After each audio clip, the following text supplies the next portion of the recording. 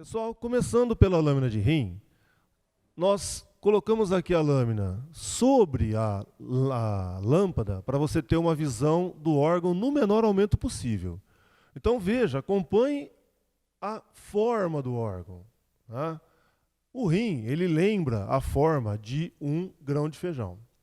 Essa área que nós estamos dando ênfase agora é o hilo renal. O hilo renal é aquela região do órgão onde entra e saem estruturas. Então, por exemplo, essa estrutura que a seta está em cima, aqui é a pelve renal, que vai ter continuidade com o ureter, certo? E, além do hilo e dessa forma que nós estamos mostrando, nós podemos observar também nesse aumento a região cortical, certo? Essa área periférica mais corada, tudo isso aqui é a região cortical do órgão, e a região medular, que é essa área menos corada. Só que também fazendo parte da região medular, como nós vimos na teórica, nós vamos ter o cálice menor, certo? Então veja aqui, ó. Aqui é uma papila renal que vai se abrir no cálice menor.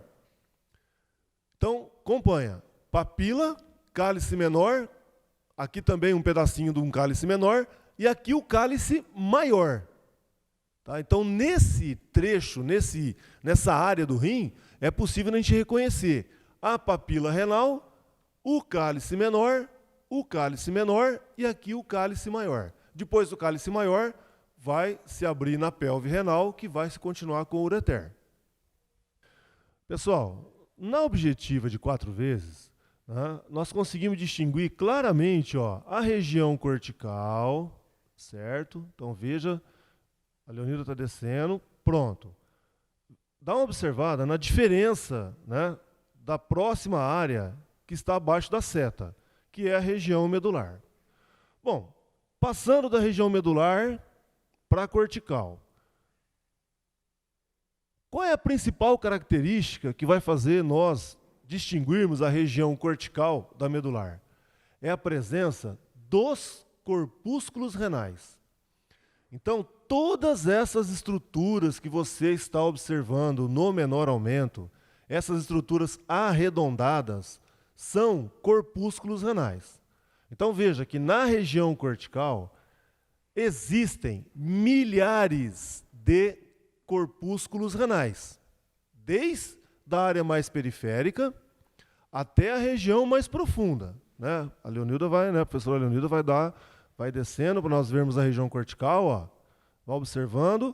Repara que, num determinado ponto, você não vai mais encontrar os corpúsculos renais.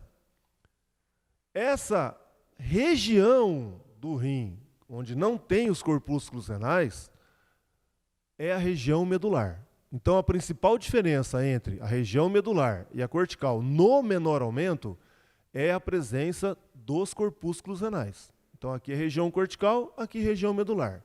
Tá? Nós vamos passar agora para a objetiva de 10 vezes. Certo? Vamos em direção à cápsula. Né? Não podemos esquecer que o órgão tem uma cápsula. Tá? Então, aqui é a cápsula de tecido conjuntivo. Tá? Nós vamos passar para a objetiva de 40 para ver a cápsula. Né? Focado. Aqui não está aparecendo muito bem a cápsula. Né? Aqui, ó. Então, aqui nós temos uma cápsula de tecido conjuntivo. Tá? Todo órgão é encapsulado, possui uma cápsula de conjuntivo. Tá certo? Então, cápsula e, óbvio, né, abaixo da cápsula aqui, toda a região cortical. Certo? Então, vamos voltar um pouquinho para a objetiva de 10 vezes, para nós irmos para uma região boa, para nós vermos esses corpúsculos renais. Certo? Então, vamos dar uma olhada. Tá? Então, olha aqui, ó, todas essas estruturas que vocês estão vendo, todas essas são corpúsculos renais. Ou seja, Estamos aí na região cortical, tá certo? Estamos na região cortical, tudo bem? Vamos lá. Então vamos colocar na objetiva de 40 vezes para nós identificarmos as estruturas, né, presentes no corpúsculo renal. Lembrando que o corpúsculo renal é a estrutura do néfron, né? O corpúsculo renal é a estrutura do néfron responsável pela filtração do sangue, certo? Então, o sangue é filtrado apenas no corpúsculo renal. Então, o que nós temos aqui? Corpúsculo renal. Esse da esquerda também é um corpúsculo renal. Bom, vamos dar uma olhada. O corpúsculo renal, ele é revestido pela cápsula de Bowman.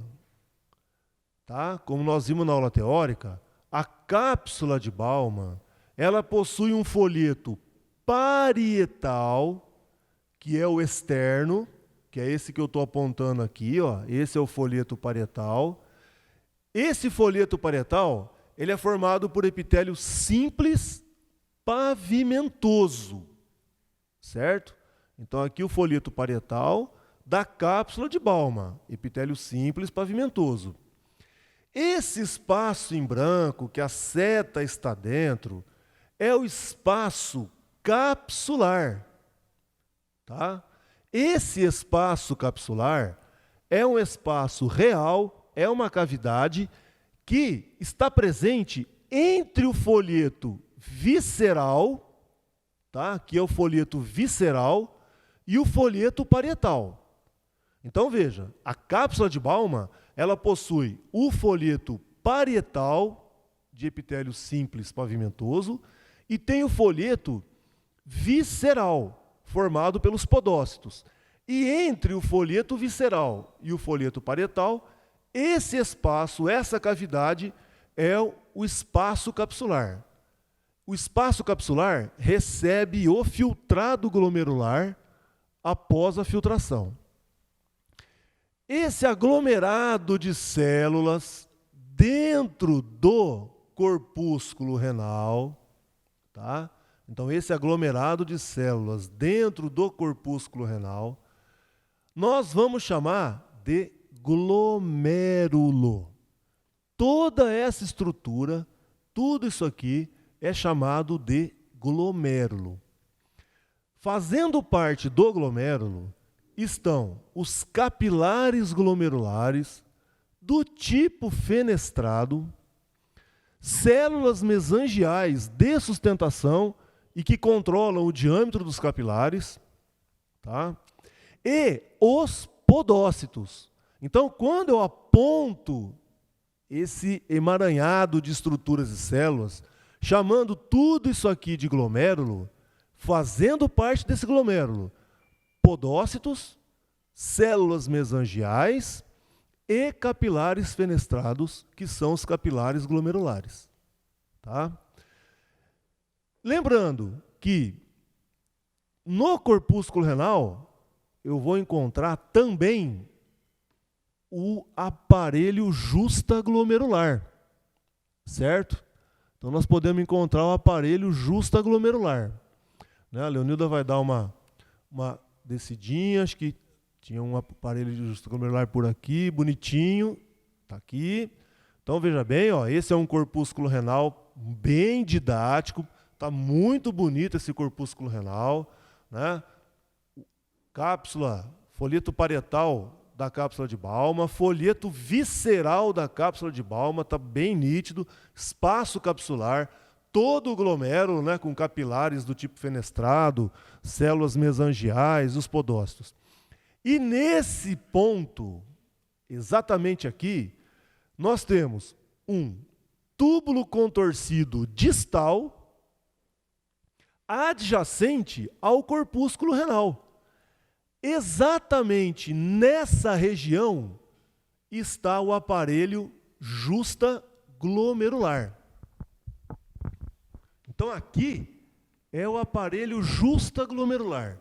O aparelho justaglomerular, ele é formado pelas células epiteliais modificadas do túbulo contorcido distal e por células justaglomerulares, que são células musculares lisas da arteríola aferente e arteríola eferente. Então, lembre-se, no aparelho justaglomerular, que nós conseguimos identificar na lâmina, é produzido o hormônio renina, que é um hormônio que vai controlar a pressão arterial. Certo? Então, região cortical é onde estão os corpúsculos renais. Aproveitando essa área, que está bem didática, então aqui é o túbulo contorcido distal. Né? A Leonilda estava apontando. Agora a Leonilda, né, a professora Leonilda, passou a seta para o túbulo contorcido proximal. Numa primeira vista, você pode olhar e ter uma certa dificuldade, né? Falar, nossa, mas diferença, né, entre túbulo contorcido proximal e túbulo contorcido distal? Então veja as características. Ó. O túbulo contorcido proximal é formado por células grandes, certo? Com a presença de muitos microvílos. Então, aqui é o túbulo contorcido proximal. Células grandes, com grande quantidade de microvilosidades, certo? O epitélio, ele é simples cúbico, e o citoplasma da célula é bem acidófilo, é bem róseo, bem avermelhado. Quando eu comparo túbulo contorcido proximal com o túbulo contorcido distal, eu vejo características bem distintas. O que eu observo? Bom, o epitélio, ele continua simples cúbico, mas a célula já não é mais tão acidófila, levemente basófila, as células são menores. Então, quais são as diferenças entre túbulo contorcido distal e túbulo contorcido proximal? Túbulo contorcido proximal, células grandes com citoplasma acidófilo. Tá? Célula grande com citoplasma acidófilo. Grande quantidade de microvílos. Menor quantidade de células por unidade. O túbulo contorcido distal, células menores, maior quantidade de células, certo? A luz mais ampla e o citoplasma da célula levemente basófilo. Então, claramente, nós conseguimos distinguir túbulo contorcido proximal de túbulo contorcido distal. O predomínio é de túbulos contorcidos proximais. Por quê? Porque esse segmento do néfron é o mais extenso, certo? Então, se o túbulo contorcido proximal é mais extenso que o distal, ao fazer a lâmina, nós vamos encontrar mais túbulos contorcidos proximais, mais cortes de túbulos contorcidos proximais, do que túbulos contorcidos distais. Então, na região cortical do rim, nós vamos encontrar o corpúsculo renal, o túbulo contorcido distal, o túbulo contorcido proximal.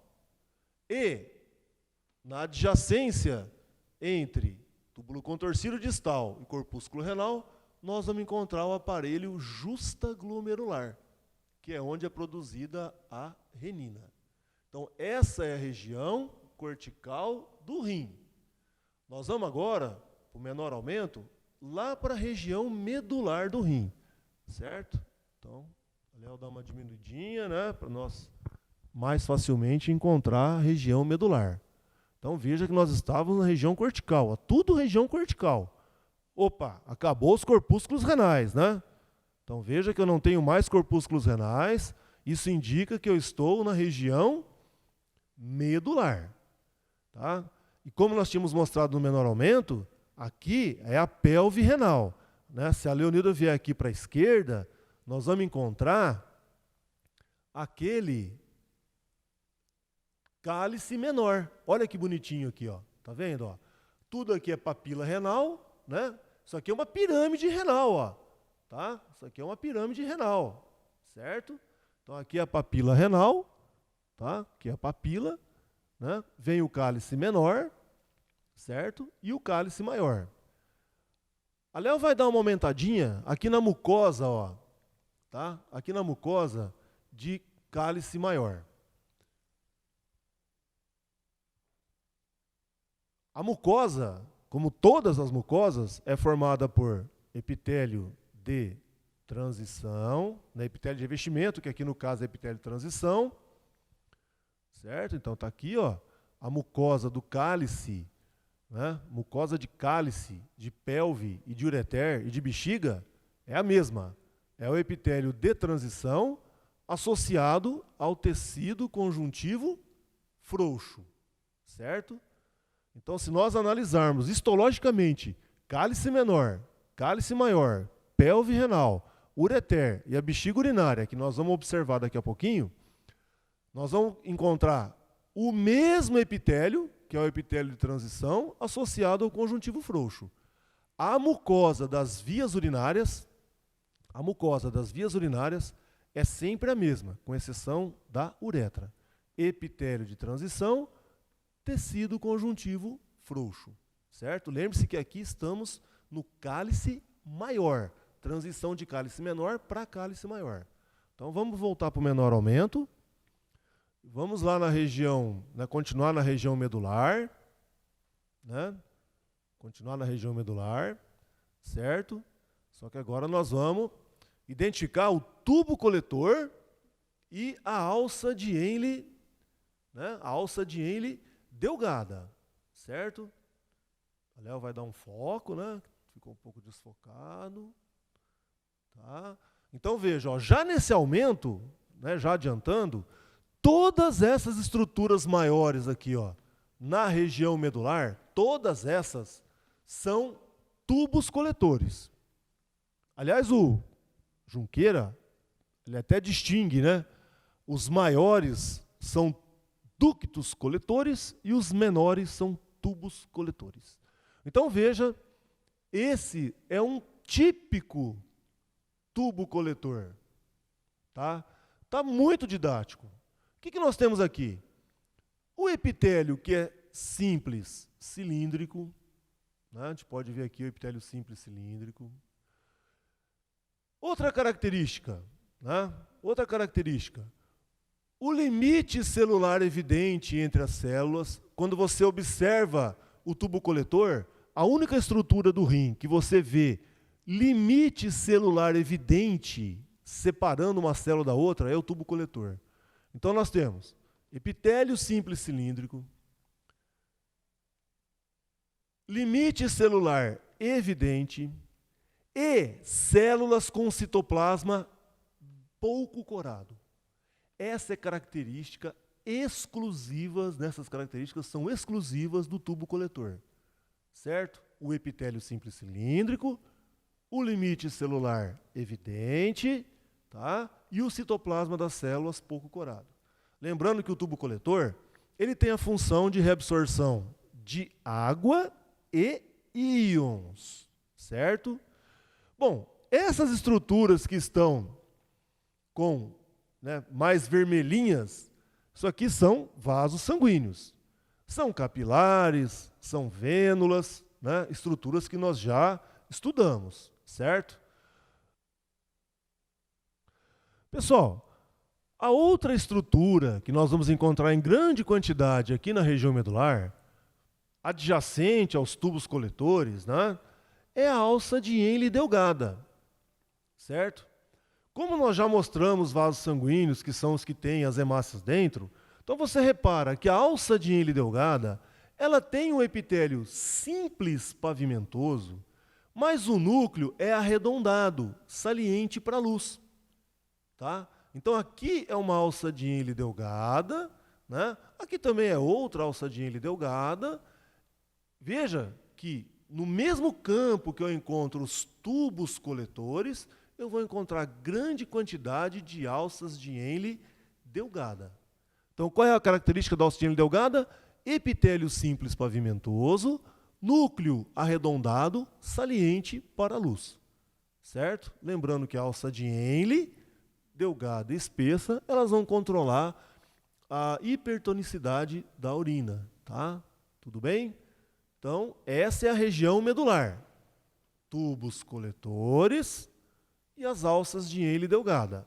Não esquecendo que essas estruturas com hemácias dentro são vasos sanguíneos, tá certo? Então, essa é a lâmina de rim, né? Essa é a lâmina de rim. Nós vamos mostrar agora a lâmina de bexiga urinária. Pessoal, então como nós vimos na projeção, né? Agora aquele desenho clássico, né? Para você ter uma base, para você poder desenhar no seu portfólio, né? Então o que nós fizemos aqui? Veja bem, eu separei a lâmina de rim em duas partes, né? Então, desse lado, eu representei as estruturas que nós observamos na região cortical, tá? Então, o que nós temos aqui? O corpúsculo renal representado, tá? Está aqui o corpúsculo renal. Então, o corpúsculo renal, o que nós conseguimos identificar na lâmina é o folheto parietal da cápsula de Baumann, que é um epitélio simples, pavimentoso, bem delgado. O espaço capsular, né? Esse espaço capsular é a estrutura que recebe o filtrado glomerular após a filtração, tá? E esse emaranhado de células, estruturas que nós identificamos dentro do corpúsculo renal é o glomérulo, Esse glomérulo, nós vamos identificar os capilares do tipo fenestrado, que são os capilares glomerulares. Nós vamos identificar células mesangiais, que são células que vão participar da sustentação do glomérulo e também do controle, né, do diâmetro dos capilares para filtração.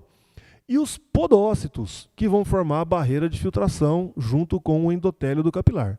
Então, quando se fala em glomérulo, que está aqui representado, eu estou falando de capilar fenestrado, podócito e células mesangiais. Então, esse é o corpúsculo renal. O folheto parietal da cápsula de Baumann, o espaço capsular e o glomérulo, que é o que nós conseguimos identificar na lâmina, certo? Bom, nessa região cortical do rim, nós vamos identificar também o túbulo contorcido distal e o túbulo contorcido proximal. Tem como diferenciar os dois, como nós vimos na projeção da lâmina? Tem. O túbulo contorcido distal, ele tem uma luz mais ampla, aparentemente, né, olhando na lâmina. As células epiteliais são menores que a do túbulo contorcido proximal. A coloração do citoplasma é um pouco mais roxa. E a quantidade de células na parede do túbulo contorcido distal é maior do que na parede do túbulo contorcido proximal. Então, o túbulo contorcido proximal é aquele que as células são maiores, com citoplasma acidófilo avermelhado, menos células na parede e a luz aparentemente mais estreita, devido à grande quantidade de microvírus que tem no epitélio. Túbulo contorcido distal, epitélio simples cúbico. Túbulo contorcido proximal, epitélio simples cúbico. Tá? A outra região do rim é a região medular, da onde nós, né, esquematizamos o túbulo coletor e a alça de Henle, certo? Então, até fiz a divisão. Para cá, região cortical. E esse pedacinho, a região medular. Então, nós temos o tubo coletor, que é aquela estrutura que reabsorve sódio e água, principalmente, né? Formada por epitélio simples cilíndrico, com as células bem claras, limite celular evidente. E, adjacente a esses tubos coletores, a gente consegue identificar as alças de Henle delgada. A alça de Henle delgada, que é o epitélio simples pavimentoso. O núcleo é levemente esférico, né? Um pouco mais arredondado e saliente para a luz. Tá? Então, na lâmina de rim, né, o que nós conseguimos aqui identificar, né, observar, é na região medular, corpúsculo renal, túbulo contorcido distal, túbulo contorcido proximal. Na região medular, tubo coletor e alça de Henle delgada. E não podemos esquecer que nesta área, tá? Exatamente aqui eu tenho o aparelho justaglomerular, tá? Então aqui é o aparelho justaglomerular. Esse aparelho justaglomerular, ele é formado pelas células musculares lisas modificadas da arteríola aferente e eferente e por células da mácula densa, que são células epiteliais do túbulo contorcido distal modificadas. Então, nesse local é aparelho justaglomerular. Certo? Vamos passar para de bexiga. Pessoal, então a lâmina de bexiga urinária agora, né? Então lembrando, a bexiga urinária tem a função de armazenar a urina, certo?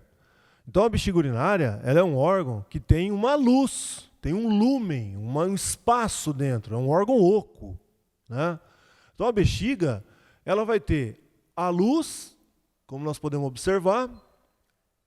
Aliás, ó, essa lâmina foi feita de uma bexiga vazia. Por isso que você está observando essa irregularidade interna no órgão, né? Então a bexiga vazia, ela vai apresentar essas dobras. Quando a bexiga está cheia, vai acumulando a urina, vai estendendo a parede e essas dobras vão cedendo. Então aqui é a luz e aqui tudo é a parede. Ó, a professora Leonilda vai passar a seta lentamente pela parede. Por quê? Porque na parede nós vamos encontrar 3 camadas. Ó. Então a Léo vai começar pela camada mucosa. Vai lá, Léo, vamos começar pela mucosa. Então veja, ó, a seta está passando camada mucosa, tá? Agora vai, camada muscular, que é de músculo liso, né? Então vai, camada muscular. E externamente, nesse aumento, não dá para observar, nós vamos depois mostrar no aumento maior. Aqui, nessa lâmina, está uma serosa, certo? Então, nesse aumento menor, o que nós conseguimos distinguir na bexiga, na parede, é, bem aqui nesse ponto, a camada externa, que é a serosa. Toda essa faixa mais espessa, de cor mais vermelha, é a camada muscular. E nós chegamos agora na camada mucosa, tá certo? Então, camada mucosa. Vamos começar a ver no maior aumento a camada mucosa. Então, a professora Leonilda vai passar para a objetiva de 10 vezes, certo? Então, está aqui a objetiva de 10 vezes. Nessa objetiva de 10 vezes, já é possível identificar, ó, o epitélio de revestimento e o conjuntivo, que constituem a camada mucosa, certo? E de brinde, né, para nós fazermos aí uma revisão de circulatório, vênula e arteríola, né? Então essa mucosa, ela é bem vascularizada. Então nós vamos encontrar arteríola e vênula. Mas vamos voltar aqui para vermos a mucosa, o epitélio de revestimento. Então a professora Leonilda aumentou. Olha só o epitélio de revestimento. Está muito bonito aqui, pessoal. Pelo seguinte, ó, repare, o epitélio de revestimento, ele é do tipo de estratificado de transição. Então eu olho, eu vejo 1, 2, 3, às vezes 4 camadas de células, né? Tá vendo aqui, ó? Aqui começa o epitélio, ó. Essa é a camada basal do epitélio. Aí temos uma camada intermediária e a camada superficial. Então aqui é o epitélio estratificado de transição. Olhando, só relembrando o epitélio, você pode olhar, né, e falar, poxa, o Valdemar está meio doido. Aqui o epitélio parece que é estratificado cúbico. Só que uma característica exclusiva do epitélio de transição é que a camada superficial é formada por células globosas grandes, com alterações morfológicas para proteger da ação da acidez da urina, certo? Então vamos lá. Esse é o epitélio de transição, estratificado de transição. Abaixo, a lâmina própria de tecido conjuntivo. Olha aqui, ó, uma vênula, uma arteríola, um capilar muito bonito aqui, ó, por sinal, né? Estão relembrando aí a aula de circulatório, ó, vênula, arteríola, capilar, arteríola e vênula. Tudo na região, na camada mucosa, tá? Então lembre-se, ó, epitélio de transição, tecido conjuntivo frouxo que forma a lâmina própria, e nesse conjuntivo frouxo, aqui os vasos sanguíneos que nós já estudamos em outra oportunidade. Tá certo?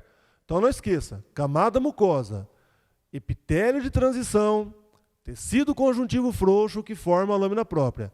Essa camada mucosa é a mesma presente no cálice menor, no cálice maior, na pelve renal e no ureter. Certo? Agora a professora Leonilda vai voltar para o objetivo de 10 vezes. Por quê? Porque no objetivo de 10 vezes vai ser melhor para nós observarmos a camada muscular. Olha aqui, ó. A partir desse ponto, nós temos a camada muscular da bexiga, que é músculo liso. E o interessante é que a camada muscular da bexiga, ela é feita por várias camadas de músculo liso com tecido conjuntivo entre essas camadas de músculo liso. Por quê?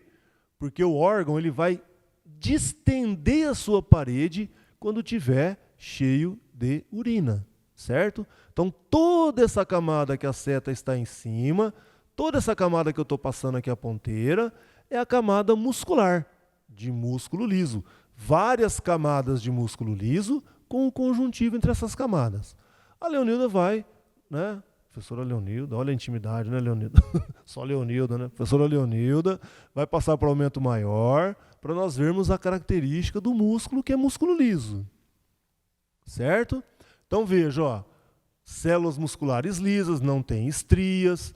O núcleo, quando pego em corte longitudinal, o núcleo é alongado, tá certo? Então, músculo liso. Vísceras, músculo liso, contração involuntária. Nós vamos agora para a periferia, nesse mesmo aumento, para identificar a camada mais externa presente nessa região da bexiga urinária. Então nós chegamos aqui na face mais externa, tem uma regiãozinha bem bonitinha descendo aqui, certo? Então vamos descer. Olha aqui, chegamos naquela região mais didática, né? Então veja, o que eu tenho? Nessa lâmina, nessa área da lâmina de bexiga, a camada mais externa é a camada serosa, que é do peritônio, que reveste a cavidade abdominal. Quem forma essa serosa? O mesotélio, que é epitélio simples pavimentoso, que inclusive a gente pode observar aqui em cima, ó, bem bonitinho, tá? Então, o mesotélio, epitélio simples pavimentoso, certo? E, formando essa serosa, além do epitélio simples pavimentoso, chamado mesotélio, nós temos o tecido conjuntivo frouxo. Isso é uma serosa. Essa é a camada mais externa nessa área da bexiga, certo? Repare, né, que sempre quando nós passamos pelo campo, nós vamos encontrar vasos sanguíneos, né? Provavelmente aqui uma vênula, tá? Tem um outro vasinho bonitinho aqui, né? É só aproveitar, a Leonilda vai subir aqui um pouquinho a lâmina, ó, certo? Olha aqui, ó, tá? Aqui também um outro vaso sanguíneo, né? Pelas características, né, com a presença aqui de uma camadinha de músculo liso, desse tamanhinho, redondinho, provavelmente um vaso arterial, certo? Então, só recapitulando, para nós fecharmos aí nossa projeção da lâmina, né? A Léo vai voltar para o objetivo de 10 vezes, para nós, de novo, mostrarmos a mucosa, a camada muscular e a serosa, certo? Então, está aqui, ó, a camada mucosa, a Léo está apontando o epitélio de transição. Saiu do epitélio, vemos, nós estamos ainda na mucosa, mas mostrando aqui o conjuntivo. Terminou a mucosa, começa a muscular do órgão de músculo liso, bem espessa, né? E a camada externa é a serosa. Lembrando que quando nós urinamos, né, que é o reflexo da micção, a parede da bexiga urinária, ela contrai.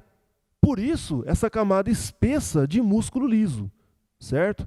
E se você reparar, né, quando ocorre a micção, até os músculos abdominais acabam contraindo para auxiliar na saída da urina que está armazenada na bexiga urinária. Tudo bem? Pessoal, então, né, em relação ao desenho, né, para representar o que nós vimos da lâmina, veja bem, eu não desenhei a bexiga inteira, né, porque senão demora muito e fica meio pequeno o espaço. Então eu desenhei aqui um segmento da parede da bexiga. Nós temos que lembrar que aqui é a luz da bexiga, onde vai ficar armazenada a urina. Então a bexiga é um órgão oco que tem uma parede, né? Tem que ficar bem claro isso. Os tecidos e camadas nós encontramos na parede da bexiga, certo? Então a luz, que é o espaço dentro, vai armazenar a urina, que essa é a função da bexiga urinária, armazenar a urina. Bom, com relação à parede da bexiga, nós vamos identificar, né, a camada mucosa, que é a camada mais interna do órgão, a camada muscular e a camada externa, que nesse segmento é a serosa. Certo? Então, camada mucosa, camada muscular e a serosa. São essas três camadas que existem na parede da bexiga urinária, que estão aqui representadas. Bom, na camada mucosa, como nós já vimos na projeção, o epitélio estratificado de transição. Lembre-se, a característica do epitélio de transição é possuir 3 e 4 camadas, e a camada superficial são células grandes e bem coradas, com morfologia modificada para poder suportar a acidez da urina. Então, um epitélio que protege. Abaixo do epitélio, compondo a mucosa, vem uma camada de tecido conjuntivo, geralmente conjuntivo frouxo, com algumas áreas passando para denso. Tá? Essa camada de conjuntivo é chamada de lâmina própria. Então, a camada mucosa é o epitélio associado à lâmina própria de conjuntivo frouxo. Todas as mucosas seguem esse padrão. A camada intermediária é a camada muscular, de músculo liso. Lembre-se, bexiga urinária é contração involuntária. Então, o reflexo da micção ocorre quando a bexiga urinária está repleta, está cheia. Então, essa camada muscular ela vai contrair para auxiliar na micção, na saída da urina pela uretra. E a camada externa, que pode ser uma adventícia ou uma serosa. Como eu disse, nesse segmento da bexiga, a camada externa que nós observamos é a camada serosa, formada pelo epitélio simples pavimentoso, denominado de mesotélio, e o tecido conjuntivo frouxo. Então, em relação às camadas e tecidos da bexiga urinária, essa é a representação, essa é a constituição da bexiga urinária.